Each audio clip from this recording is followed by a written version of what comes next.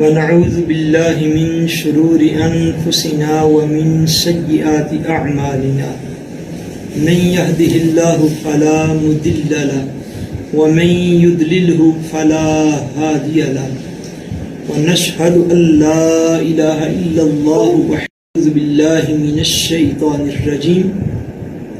بسم الله الرحمن الرحيم نحن نقص عليك أحسن القصص بما أوحينا إليك هذا القرآن صدق الله العظيم إن الله وملائكته يصلون على النبي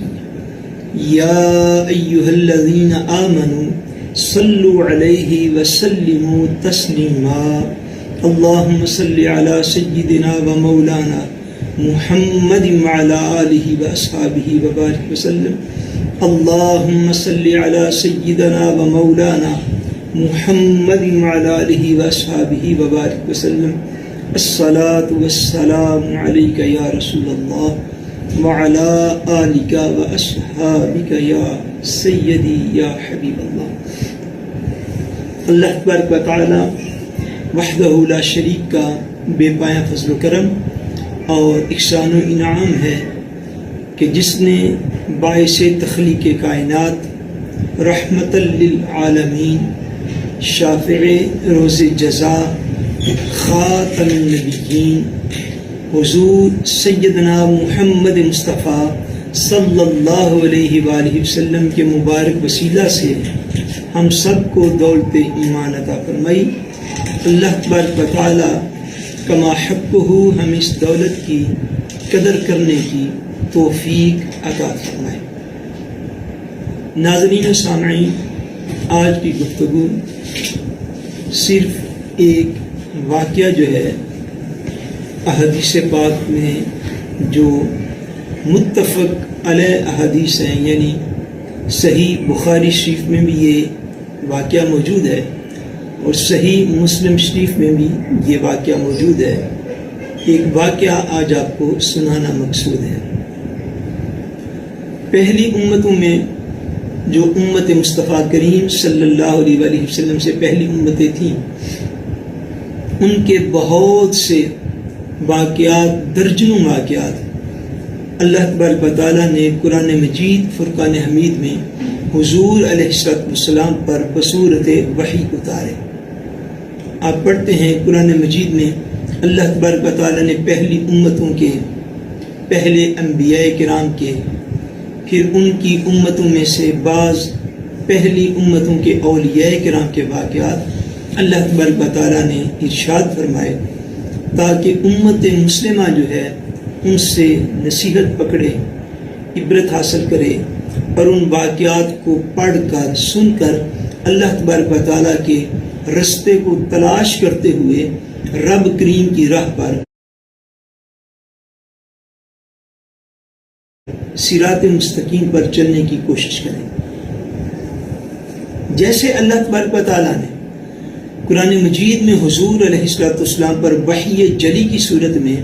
قرآن مجید کو اتارا اور نازل فرمایا اور پہلی اقوام کے بہت سے واقعات حضور پاک سے بیان فرمائے،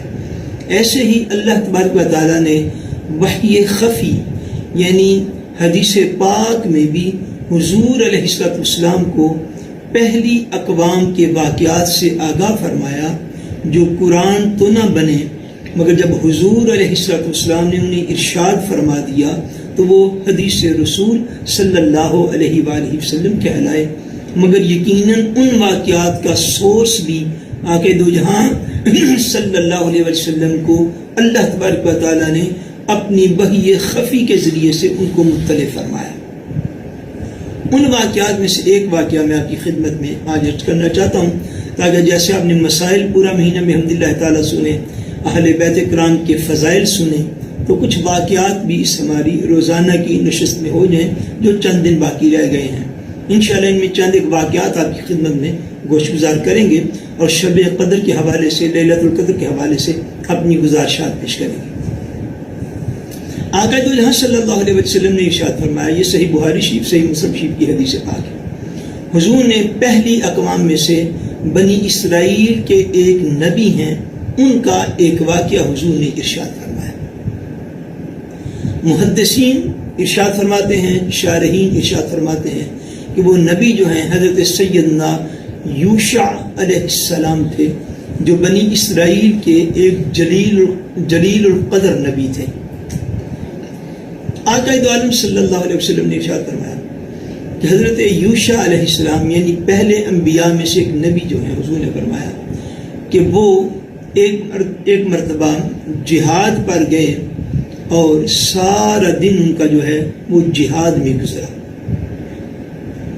جہاد کرتے کرتے اللہ تبارک و تعالیٰ کی راہ میں تلوار چلاتے چلاتے کفار و مشرکین کے ساتھ ان کو عصر کی نماز کا وقت ہو گیا۔ سورج جو ہے وہ ڈوبنے کے قریب ہو گیا۔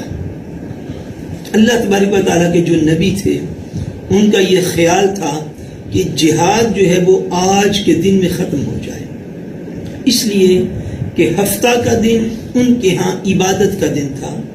اور وہ ہفتہ کا پورا دن جو ہے وہ صرف عبادت الہی میں گزارا کرتے تھے۔ جمعے کے دن جو ہے وہ جہاد تھا۔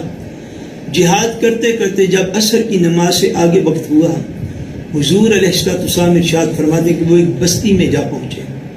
جہاد کرتے کرتے پھر انہوں نے سورج کو دیکھا کہ وہ غروب کی طرف جا رہا ہے، تو وہ اللہ کے نبی جو ہیں اتنے برگزیدہ تھے، اللہ تبارک و تعالیٰ کے ہاں ان کا اتنا مقام و مرتبہ تھا کہ انہوں نے سورج کو دیکھا اور دیکھ کے ارشاد فرمایا کہ اے سورج، تو بھی مامور ہے اور میں بھی مامور ہوں، تو بھی اللہ تبارک و تعالیٰ کا تابع فرمان ہے اور میں بھی اللہ تبارک و تعالیٰ کا تابع فرمان ہوں، تو بھی اللہ تبارک و تعالیٰ کے حکم سے چلتا ہے اور میں بھی زمین پر اللہ تبارک و تعالیٰ کا حکم ہی پورا کر رہا ہوں جہاد کی صورت میں۔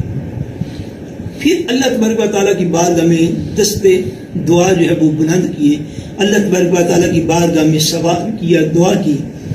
عرض کی یا اللہ جب تک یہ آج کا جہاد ختم نہیں ہوتا تو سورج کو اس کے اسی مقام پر روک دے، یہ غروب نہ ہونے پائے، تاکہ یہ دن تھوڑا لمبا ہو جائے اور میں جہاد کو ختم کر سکوں۔ اللہ تبارک و تعالیٰ کی ہم کا مقام و مرتبہ ایسا تھا، حضور پاک فرماتے ہیں کہ انہوں نے دعا کی تو اللہ تبارک و تعالیٰ نے سورج کو اسی مقام پر روک دیا، اسی مقام پر روک دیا، دن کو لمبا فرما دیا، سورج کو غروب ہونے سے روک دیا گیا، اور اللہ تبارک و تعالیٰ کے وہ نبی جو ہیں انہوں نے اپنے اس جہاد کو ختم فرما دیا۔ اتنی دیر تک سورج غروب نہیں ہوا۔ جب جہاد کو ختم فرما لیا تو جتنی بھی پہلے امتیں گزری، جتنے بھی پہلے انبیاء کرام گزرے، وہ جب جہاد فرمایا کرتے تھے اور اللہ تبارک و تعالیٰ انہیں فتح عطا فرمایا کرتا تھا، تو فتح حاصل ہونے کے بعد جو دشمنوں کے لشکر سے، جو کفار و مشرکین کے لشکر سے جو مال غنیمت حاصل ہوتا، وہ مال غنیمت فوج میں تقسیم نہیں کیا جاتا تھا، وہ مال غنیمت اس امت کے لیے استعمال کرنا جائز نہ ہوتا تھا، بلکہ اس کا طریقہ کار کیا ہوتا تھا کہ مسلمان سارا دن یا جتنا بھی وقت گزرتا، کئی دن سابدار جہاد میں بعض وقت گزر جاتے، جب وہ جہاد سے فارغ ہو جاتے، اگر اللہ کریم وحدہ لا شریک نے فتح عطا فرماتا تو فتح کے بعد یوں ہوتا کہ جتنا بھی مال غنیمت وہ کفار و مشرکین سے حاصل کرتے، اس کو ایک مقام پر جمع کر دیا جاتا، پھر اللہ تبارک و تعالیٰ کی بارگاہ میں جہاد کی قبولیت کے لیے دعا کی جاتی کہ اللہ ہم نے سارا دن تیری رضا کی خاطر، یا کئی دن جو گزر کے جہاد کرتے ہوئے تیری رضا کی خاطر ہم نے جہاد کیا، تلواریں اٹھائیں، جانیں دیں، خون بہے، سارا کچھ کیا، تو اپنے کرم سے اس جہاد کو اپنی بارگاہ میں شرف قبولیت عطا فرما۔ قبولیت کی نشانی کیا ہوتی؟ نشانی یہ ہوتی قبولیت کی کہ وہ جو مال غنیمت ایک مقام پر اکٹھا کیا جاتا، اس مال غنیمت پر آسمان سے آگ اترتی اور آگ اتر کے اس سارے مال غنیمت کو کھا جاتی، یعنی اس کو جلا دیتی، کھا جاتی، تو یہ نشانی ہوتی کہ جہاد جو ہے وہ اللہ تبارک و تعالیٰ کی راہ میں قبول کر لیا گیا. اللہ تبارک و تعالیٰ کی وہ نبی حضرت یوشع علیہ السلام، انہوں نے جہاد کیا. جہاد کے بعد سارا مال غنیمت جمع کر لیا اور جمع کر کے اللہ تبارک و تعالیٰ کی بارگاہ میں دعا کی کہ مولا تو اس جہاد کو ہمارے لیے قبول فرما، ہماری طرف سے اپنی بارگاہ میں اس کو شرف قبولیت عطا فرما. آسمان سے آگ اتری. حضور پاک ارشاد فرماتے ہیں آگ اتری مگر آگ نے اس مال غنیمت کو جلایا نہیں. جب آگ اترنے کے باوجود مال غنیمت کو جلا نہ سکی تو اللہ تبارک و تعالیٰ کے نبی وہ جو تھے اپنی امت کی طرف متوجہ ہوئے اور فرمایا کہ یقیناً اس مال غنیمت میں کوئی خیانت کی گئی ہے، اس لیے اللہ تبارک و تعالیٰ نے تمہارے جہاد کو قبول نہیں فرمایا. اب حضور کیا کریں، کیسے تلاش کریں کس مال غنیمت میں کس نے خیانت کی ہے اور وہ خیانت کرنے والا کون ہے اور اس کا سدباب کیسے ہو. اللہ تبارک و تعالیٰ کے نبی نے یہ فرمایا، جیسا کہ آپ جانتے ہیں بنی اسرائیل جو ہیں یہ کم و بیش 12 قبائل تھے، مختلف قبائل. ان سارے قبیلوں کے جو سربراہ تھے اللہ تبارک و تعالیٰ کے نبی نے انہیں ارشاد فرمایا کہ تم آ جاؤ اور آ کے سارے قبیلوں کے سربراہ جو ہیں وہ میرے پاس آ کے میرے دست مبارک پر بیعت کرو. اب یہ چور کو تلاش کرنے کا معاملہ جو ہے وہ اس کا سلوشن جو ہے وہ نکالا جا رہا ہے کہ کیسے اللہ تبارک و تعالیٰ نے اس خائن بندے کو تلاش کرنے کا حکم دیا. فرمایا کہ تم سارے قبیلوں کے سردار آ کے میرے ہاتھ پہ بیعت کرو. حضور فرماتے وہ باری باری آئے، بیعت کرنے لگے. ایک سردار جو تھا ایک قبیلے کا، ان کے لشکر میں جو مختلف قبائل تھے ان میں سے ایک قبیلے کا سردار جو تھا اس کا ہاتھ اللہ کے نبی کے ہاتھ کے ساتھ چمٹ گیا، وہ جدا نہیں ہو سکا. جب وہ چمٹ گیا تو اللہ کے نبی نے اسے ارشاد فرمایا کہ چور جو ہے، کرپشن کرنے والا جو ہے، خائن ہے، جو مال غنیمت میں خیانت کرنے والا جو ہے وہ تمہارے قبیلے سے ہے. اب بقیہ قبائل کے سردار کو آ کے بیعت کی حاجت اور ضرورت نہیں ہے. اب تمہارے قبیلے کے جتنے افراد ہیں وہ آ کے باری باری میرے ہاتھ پر بیعت کریں گے. جو شخص بیعت کرے اس کا ہاتھ چمٹے نہیں بلکہ اسی وقت واپس ہو جائے، وہ شخص چور نہیں ہے. اور جتنے بھی لوگ آ کے بیعت کریں گے ان کے ہاتھ، اگر ان میں سے کسی کا ہاتھ میرے ہاتھ کے ساتھ آ کے چمٹ گیا تو یقیناً وہ شخص جو ہے وہ چور ہوگا. آگے تو فرماتے ہیں انہوں نے پھر اس قبیلے کے سارے فوجیوں کی بیعت لینا شروع کی، حتیٰ کہ اس قبیلے کے افراد میں سے 2 یا 3 لوگوں کا ہاتھ اللہ کے نبی کے ہاتھ کے ساتھ چمٹ گیا. انہوں نے ارشاد فرمایا تم ہی چور ہو. انہوں نے اپنی چوری کو ایکسپٹ کیا. آقا فرماتے ہیں وہ گائے کے سر کے برابر سونا انہوں نے چھپا لیا تھا، گولڈ جو کم و بیش گائے کے سر کے برابر تھا، وہ اتنا سونا لے کر اللہ تبارک و تعالیٰ کے نبی کی بارگاہ میں حاضر ہو گئے. انہوں نے ارشاد فرمایا کہ اس سونے کو پہلے والے مال غنیمت کے اوپر رکھ دیا جائے. اوپر رکھا گیا. پھر انہوں نے ہاتھ اللہ تبارک و تعالیٰ کی بارگاہ میں بلند کیے، عرض کی مولا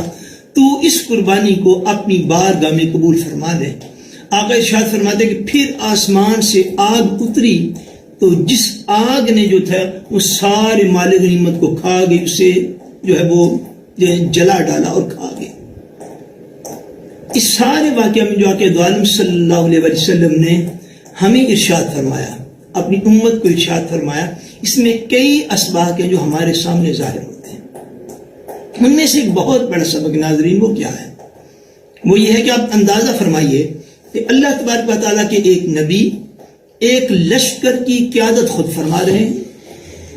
اور اللہ تبارک و تعالیٰ کے ایک نبی کا وجود مسعود ظاہری طور پر بھی اس لشکر میں شامل اور موجود ہے. اس لشکر میں،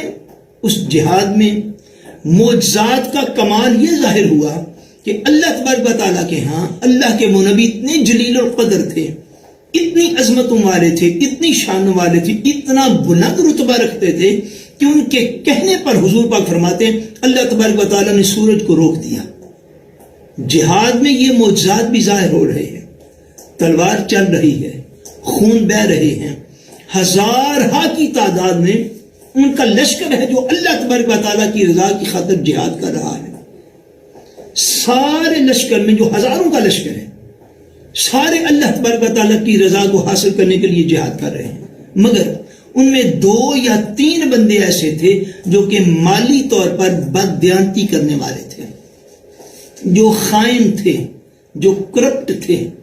انہوں نے کیا کیا کہ انہوں نے مال غنیمت سے تھوڑا سا مال جو ہے وہ لے کے تو اپنے پاس رکھ لیا، چھپا لیا، بددیانتی کی. اب جب بددیانتی کی تو اس کا اثر کیا پڑا کہ سارا مال غنیمت، یہ بات ذہن نشین فرمائیے جس طرح میں آپ کی توجہ مبذول کروانا چاہتا ہوں. ہزارہ لشکری موجود جہاد کرنے والے، اللہ تبارک و تعالیٰ کے راستے میں تلوار چلانے والے، اور وہ سارے لوگ جو ہیں ایک نبی کی ظاہری حیات پاک میں اس کی قیادت میں وہاں پر موجود ہیں. جہاد وہ ہے جس میں کئی معجزات کا ظہور ہو رہا ہے، وہ معجزات جو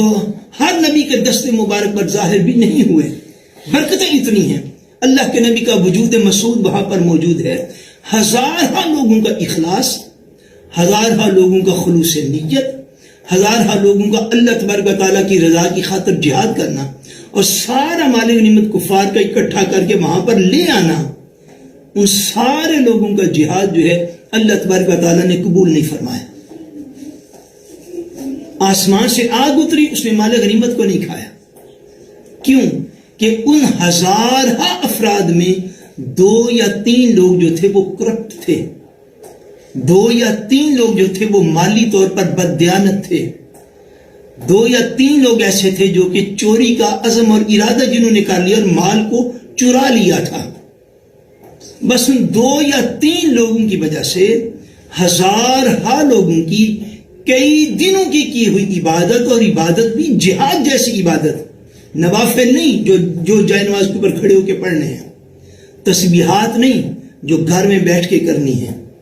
زبان سے ذکر نہیں جو صوفے پہ بیٹھ کے کیا جانا. جہاد کی بات میں کروں، جہاد کی بات کر رہا ہوں جہاں تلواروں کی جھنکار سن کر بھی لوگوں کے دل لرز جایا کرتے ہیں. بلکہ جس دور میں میں یا آپ زندہ ہیں، یہاں پہ تو جہاد کے خالی واقعات سن کے بھی لوگوں کے دل جو ہے وہ لرز جاتے ہیں. کرنا کرانا تو بعد کی بات ہے.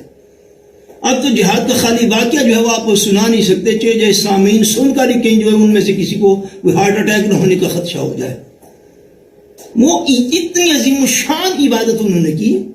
اور اس سارے کچھ کے باوجود ہوا کیا کہ اللہ تبارک و تعالیٰ کی بارگاہ میں اس وقت تک وہ عبادت قبول نہیں کی گئی جب تک ان میں سے جو 2 یا 3 بددیانت لوگ تھے، کرپٹ لوگ تھے، خائن لوگ تھے، جب تک انہوں نے توبہ کر کے اپنا مال واپس جو ہے بیت المال میں جمع نہیں کروا دیا، جب تک انہوں نے جو کرپشن سے مال کمایا تھا، جو بددیانتی سے مال لوٹ لیا تھا، جب تک اس کو واپس نہیں کیا، ان عبادت گزاروں کی جو مخلص تھے، اخلاص والے تھے، نیک نیتی والے تھے، ان کی بھی عبادت قبول نہیں ہوئی. اس بات کو سمجھیے، آقا دو عالم نے یہ واقعات اپنی امت کو کیوں سنا ہے. آج ہم نیکی بھی کرنا چاہتے ہیں، ہم اللہ تبارک و تعالیٰ کو راضی بھی کرنا چاہتے ہیں. آپ بہت بڑے بڑے جو آپ کے نام ہیں ان کو چھوڑ دیجئے. میں کہتا ہوں کہ ہم میں سے ہر شخص اپنے دل میں جھانک کے دیکھیں. ہمارے ہاں ایک معمولی وسائل سے لے کر، یاد رکھیے تھوڑے وسائل والا بندہ بھی کرپشن پر جو ہے وہ کون سا عذر پیش کرے گا قبر میں اور حشر کے میدان میں.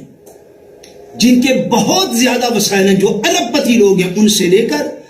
جن کی سینکڑوں اور چند ہزار روپوں میں تنخواہ ہے، ان تک اپنے اپنے گریبان میں اس قوم کو اور اس امت کو جھانکنے کی ضرورت ہے. آج ہماری جو تبلیغیں ہیں ان کے رخ بھی ایسے ہیں کہ معاشرے کے اندر کچھ اور ہو رہا ہے اور تبلیغوں کا رخ ہوتا ہی کسی اور طرف ہے. آئیے میں کوشش کروں، آپ کوشش کریں، ہم سب کوشش کریں، اس بات کو سمجھ لیجئے کہ ہم خالی اذکار سے، خالی نفلی اذکار سے ہم اپنے رب کو راضی نہیں کر سکتے. خالی چند تسبیحات سے ہم اپنے رب کو راضی نہیں کر سکتے. کیوں؟ کہ جب تک مالی بددیانتی موجود رہے گی، اس حدیث پاک جو صحیح حدیث پاک ہے، صحیح بخاری شریف میں بھی ہے، صحیح مسلم شریف میں بھی ہے، اس حدیث پاک سے ہم سب کو بصورت قوم یہ بات سمجھنی ہے کہ جب تک ہمارے اندر مالی بددیانتیاں موجود رہیں گی، عین ممکن ہے ہماری کی ہوئی بہت ساری عبادات روز محشر ہمارے منہ کے اوپر مار دی جائیں۔ استغفر اللہ العظیم، نعوذ باللہ تعالی من ذالک۔ مگر ایسا ممکن ہے، اسی لیے تو حضور علیہ السلام نے یہ واقعہ سنا ہے۔ آقا دو عالم صلی اللہ علیہ وسلم کی رحمت کی وجہ سے اللہ کریم نے اس امت پر اس دنیا میں پردے رکھے ہوئے ہیں، مگر حضور نے یہ واقعات کیوں سنائے؟ تاکہ ہم اپنی اصلاح کر سکیں۔ یاد رکھیے، امانت اور دیانت جو ہے یہ انسانی خوبیوں میں سے خوبی ہے، یہ اخلاق کی دولتوں میں سے بہت بڑی دولت ہے۔ اللہ تبارک و تعالی وحدہ لا شریک ہمیں اپنے مال حلال اور جائز طریقے کے ساتھ کمانے والا بنائے، اور جتنے بھی اموال، جس مال سے رزق ہمارے اندر دے، اللہ کرے وہ صرف اور صرف رزق حلال ہو، اور اللہ کریم اس امت کو ہر قسم کی کرپشن سے توبہ کرنے کی توفیق عطا فرمائے، اور مالی بددیانتی اور مالی خیانت سے بچنے والا بنائے، تاکہ ہم اللہ تبارک و تعالیٰ کا قرب پا سکیں اور اس کے پیارے رسول صلی اللہ علیہ وآلہ وسلم کو راضی کر سکیں۔ اللہ کریم حضور پاک کے وسیلہ سے ہم سب کا خاتمہ بالایمان فرمائے۔ وما علینا الا البلاغ المبین۔